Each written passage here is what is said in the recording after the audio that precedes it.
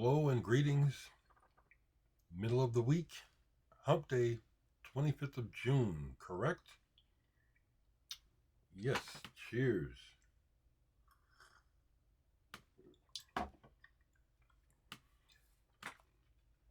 So as I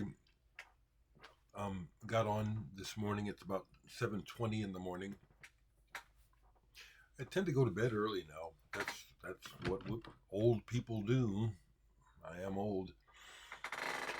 But as I was getting online and checking for comments or anything, updates, I see on my status page or whatever the page is on YouTube, I'm going to it now, that it congratulates me for having been on here for 19 years. Whoa. I hadn't even thought about that because I just do it. 19 years. Where does the time go? Another thing that prompts that is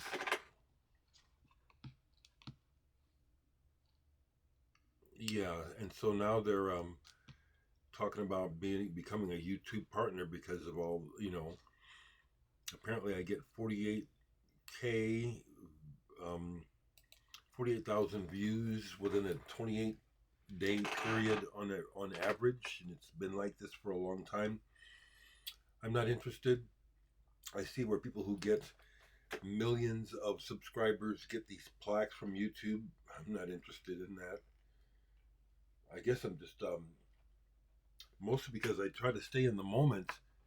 That passing of time is like, wow, I've been on here almost 20 years doing this. Wow, people have grown up literally.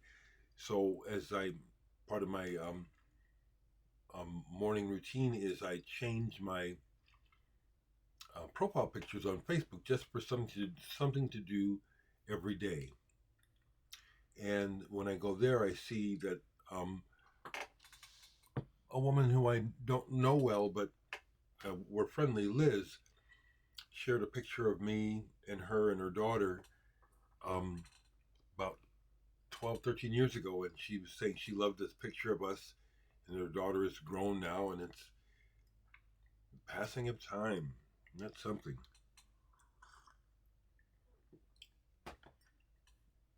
Some people have passed away in the music and entertainment field who don't figure into my personal history very big, but I'll mention them because people have been mentioning them to me. Bobby Sherman, rest in peace.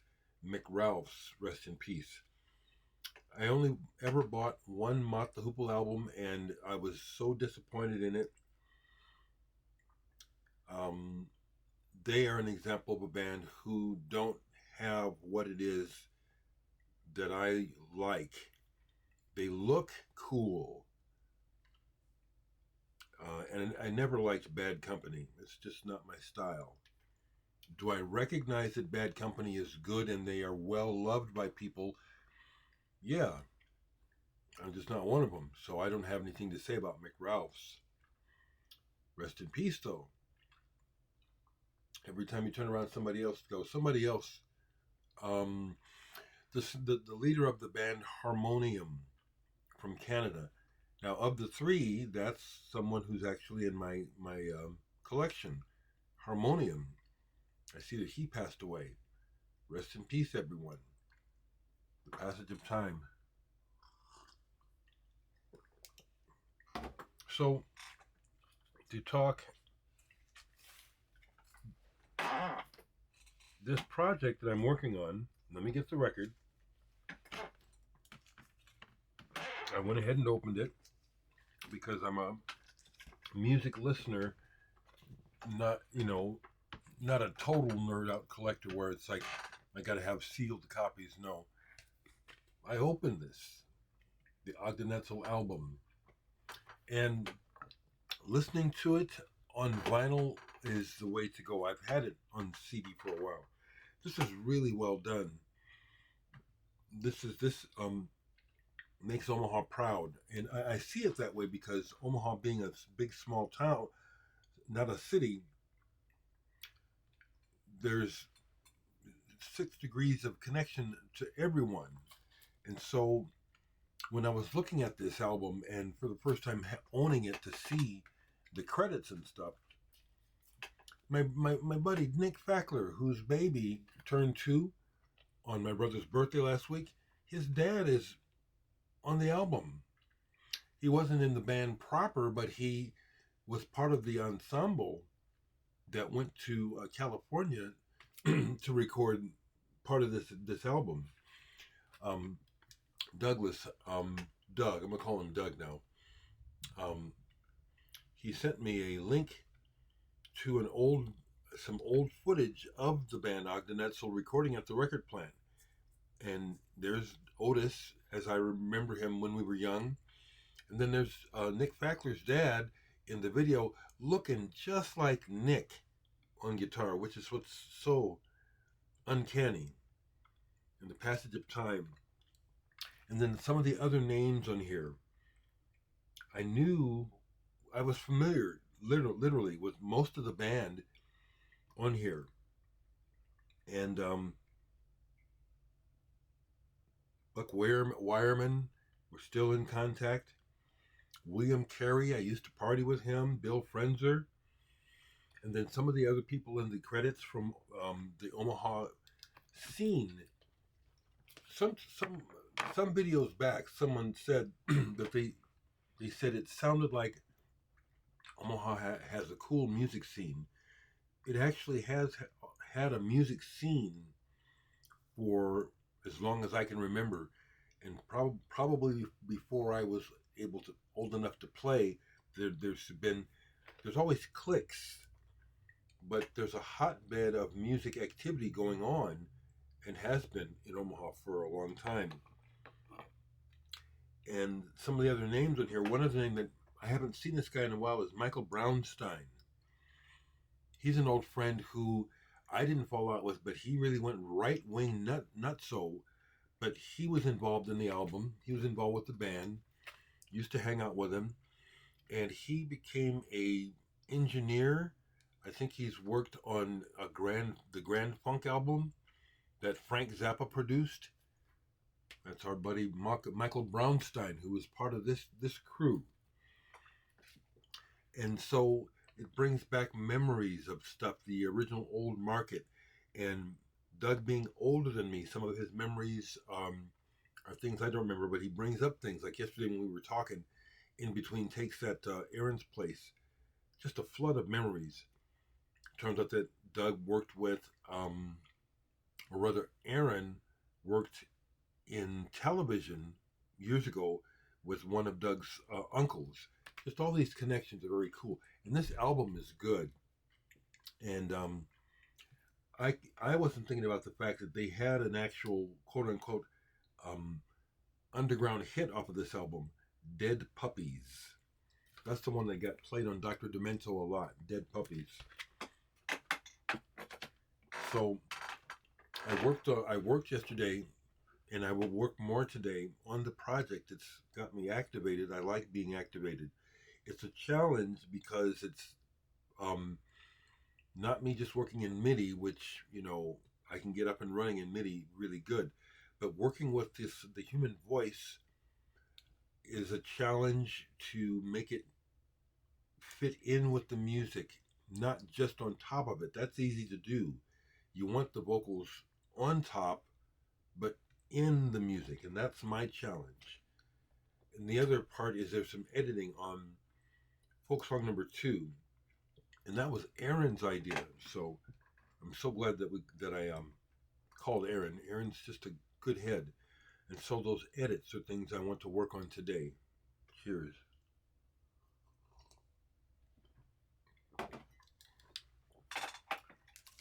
To continue talking. So when my very first videos on my channel here are just music videos, really homemade, if I remember correctly. Those were my first forays into uploading content on this channel. But 19 years, wow, it's a long time. Yesterday I received, I don't know if this is the record from a person in Germany who said they were sending me a birthday present and thought that this would be something I would like. But I got this in the mail yesterday. House Store, Trevi Zvijet. This is a band from Croatia. Croatia Records. Croatia Records Studios.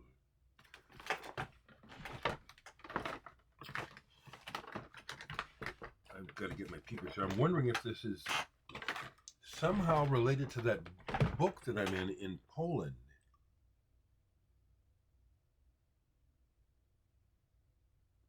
I don't know, but this album is, I'm seeing here now that this is not a brand new release. This is a 2022 release. And I've only listened a little bit to this. I don't know the language, so I can't go there. The first and main thing I want to say about this is I just love really well produced records. These super shiny, thick sleeves, and the record itself is lovely. Jogotan. It's just a really nice, heavy, not a typical type of plate that I'm seeing here. So as a vinyl junkie, that alone is like very pleasing. I like records. My first impression is that it's interesting. If the person thought that this is something I like, it's like, probably haven't been watching me very long. This has kind of a slightly ska feel to it. I've only listened to a little bit of it. I'm intrigued that the ska reggae thing seems to resonate with cultures all over the planet. You know, whether or not the people have any connection to Jamaica or nothing. But this is my first impression is that, well, this is interesting. It's not the sort of thing that I go for. I'm not a ska person, but whoever sent that to me, thank you. If there's a personal reason why you wanted me to hear that record, let me know. I appreciate getting it. You know, it's a really high quality record, and also to have a record from Croatia. I think it's my first record from Croatia, and as I've said, one of the things that the British invasion unlocked in me as a child was curiosity about music from around the world. And so I appreciate getting to hear this band from Croatia, at the very least.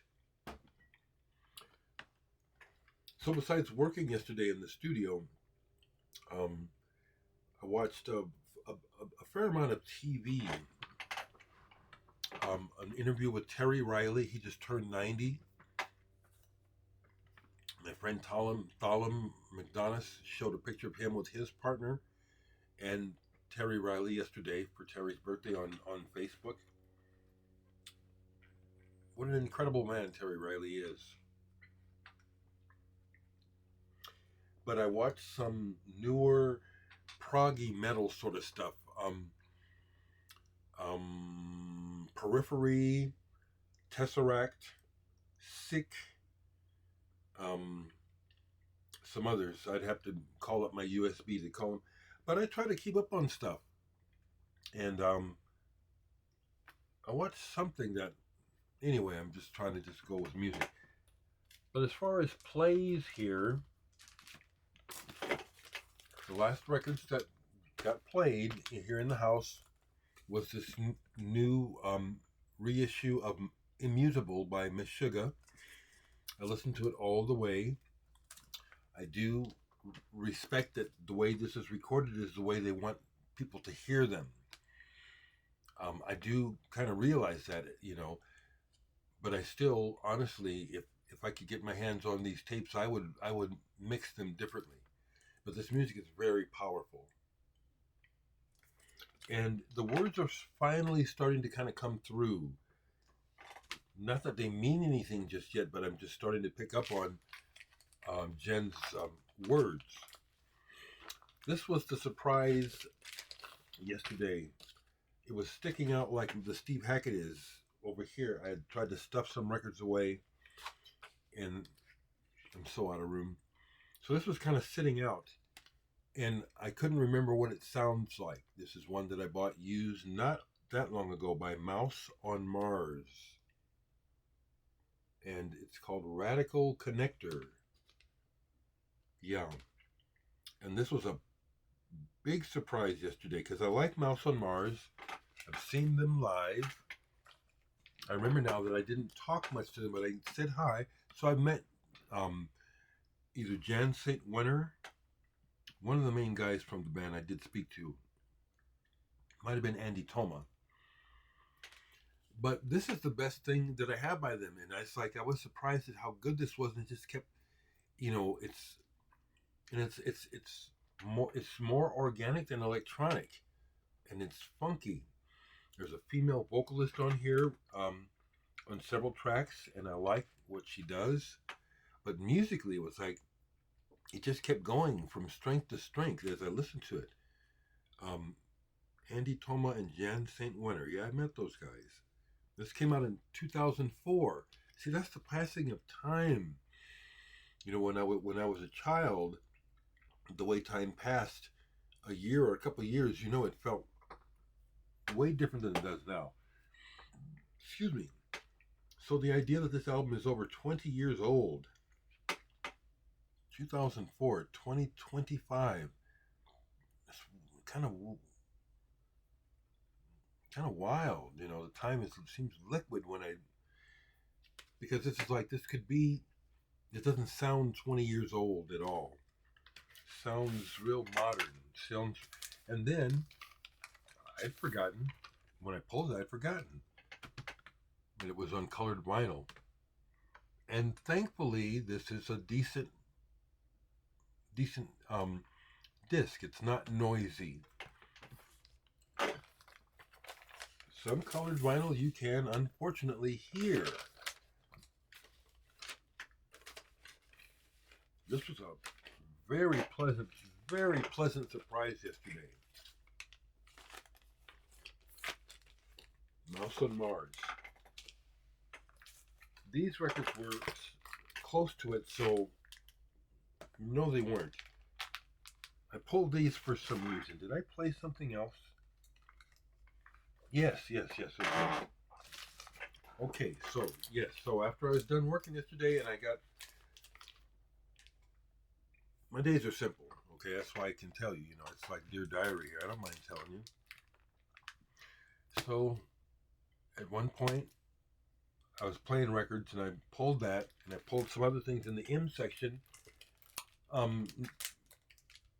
And I pulled this because I could not remember it and was thinking maybe this is something that might be time for it to go. Oh, no. I'm so... Record collecting is fun, and my collection it's like buried treasure. I forget things. This is live at Oscars. Steve Noble and Alex McGuire. I know nothing about these people. I haven't looked them up. I found this record used now, and I bought it because it's on the Incas label. That's why I bought it. Okay, knowing the Incas label, and I've never heard a bad record on the Incas label, jazz-oriented label. This was recorded in 1987, and it's duets, piano, and percussion. And they thank Dereck Bailey on here, and that fits. Sounds like there's a fair amount of improvisation on here, if not fully improvised, but these guys are good. The pianist, he does these runs, like when I was listening a lot to Chick Corea, when Chick Corea would go out, there's a parallel to what Chick Corea would do in the avant-garde to Cecil Taylor. Some of these runs that they would do, but they're like statements. They're like phrases, and this pianist uses that vocabulary, and he's quick. He's pretty good. But as I've noted about all musicians, we have a vocabulary and we have a base, especially when it comes to soloing and expressing ourselves. We have a vocabulary that we speak from. And so I hear that clearly on here. He doesn't repeat himself too much, but there's a couple things where it's like, okay, you are repeating this too much. This is either going to bog down or it's going to lead to something. And thankfully, it does. This is good. Live at Oscars, Alex McGuire, Steve Noble. I should look them up and see what their background is. They probably have other records that they play on. But this was a pleasant surprise. No, that's not getting sold. Now, these other two records didn't get played, but they got pulled because they were next to the McGuire. That's where it was in my M's. Haven't played this forever. And another birthday. I think it was his birthday yesterday. Patrick Moraz, the Swiss keyboardist who was with the Moody Blues and Yes. This was his early band, Main Horse, in Italy. And this is 1971. And it's pretty good. The standout track is the last one, called God. That's the one in here that really makes it. It's a mixture of progressive rock and also pop, where you could hear like in Europe, you could maybe imagine hearing this on the radio back in the 70s. Didn't play this, but I remember it. I like this album. Now here's one where I bought, and I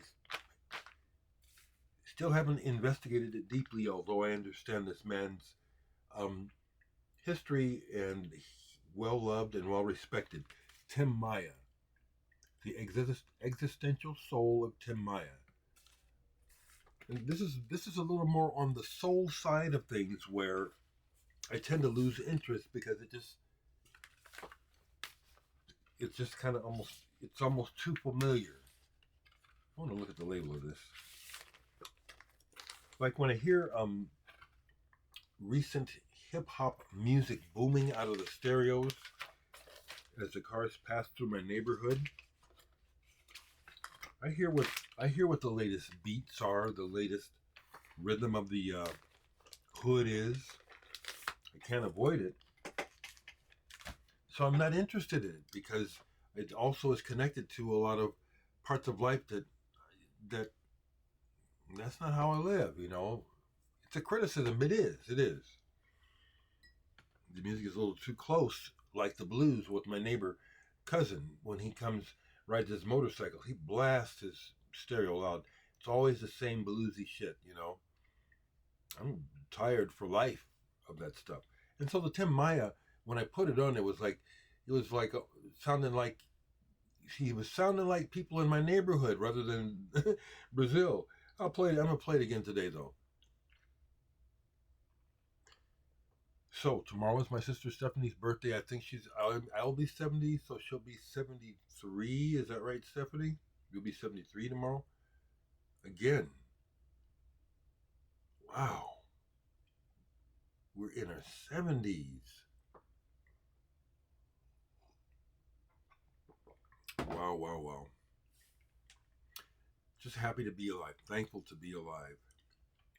Okay, if I'm forgetting to mention something, I probably am. I will say this.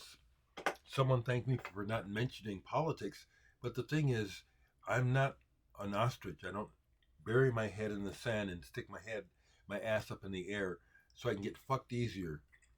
Awareness is important. And if I make you uncomfortable or piss you off because I bring up politics, that's too bad. Because you should, I will say that word should, I don't like it, but these days we should be aware because so much bad is happening that affects us. It affects me directly. That's why I talk about it. So I don't care if it upsets somebody. And the fact that you mentioned it was that, well, you did it for me. That's what I told him. He was saying, thank you for not mentioning the orange clown. I said, well, you did it for me. It's inescapable, the bad news. Yeah. Okay. Take care, people. Excuse me. Take care.